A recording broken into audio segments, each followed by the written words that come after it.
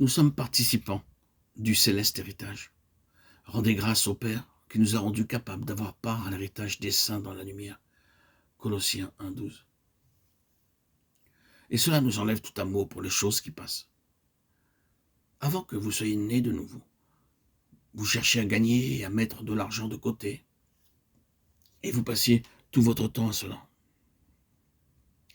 Mais ce sont des richesses qui passent. Vous ne pourrez pas les emporter avec vous lorsque vous mourrez.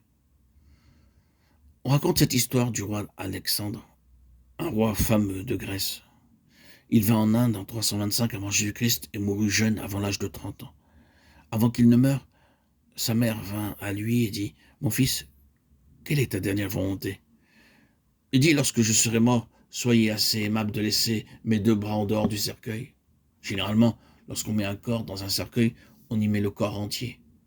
Mais il dit « Je veux que mes 2 bras soient maintenus en dehors du cercueil.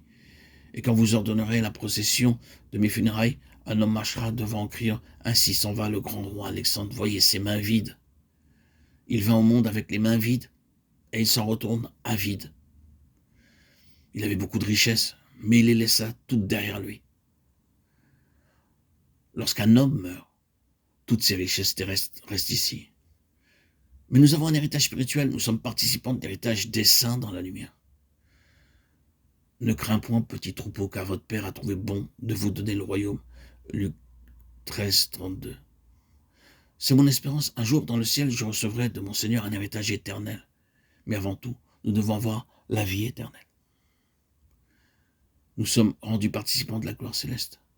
J'exhorte les anciens qui sont parmi vous, moi qui suis ancien avec eux et témoin des souffrances de Christ, qui aussi est part à la gloire qui va être révélée. 1 Pierre 5, 7. Quel privilège! Quand le Seigneur Jésus-Christ reviendra, nous serons rendus participants de la gloire pourvu que nous serons trouvés fidèles.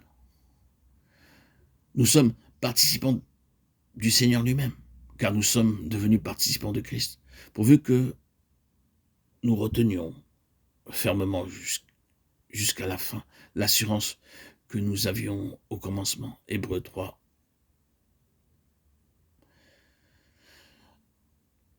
12, 4.